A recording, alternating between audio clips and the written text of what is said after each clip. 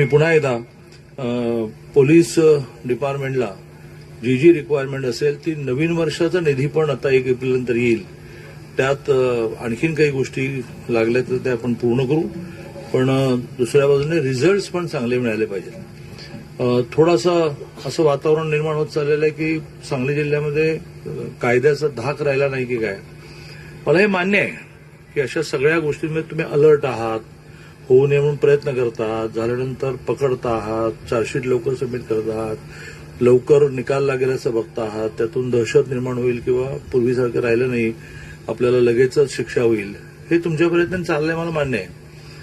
पण यात आणखीन काय करता येईल, तुम्हाला जे लागेल ते द्यायला आम्ही तयार आहोत ना. आणखीन काय लागेल, जसं आता ब्लॅक स्पॉटचा विषय आलेला आहे. आज व्यासपीठावर कमिशनर महोदय आहेत आपले महानगरपालिकेचे, त्यांनी पण आपल्याला सगळ्यांसाठी ही तयारी दर्शवली की आपण महानगरपालिकेच्या निधीमधून पण खर्च करू, काही नियोजनमधून देऊ. पण सगळ्या ब्लॅक स्पॉटला एकदा त्याला ब्लॅक स्पॉट का म्हटलं जातं, तो अंधारा एकच नाही, तो अडचणीचा आहे. पण तिथलं सगळं अतिक्रमण काढता येईल का, ते सगळं मोकळं करता येईल का, तिथे लाईट्स लावता येतील का, तिथे सीसी लावता येतील का, आणि सगळ्यात म्हणजे गस्त घालता येईल का.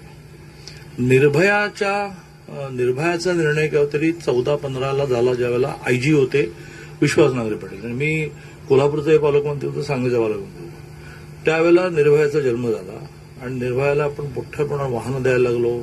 आणि त्यांना म्हटलं की फक्त कॉलेजला तुमचं ग्राउंड होते, काय हे सगळे गुंडे काही विषय नसतो.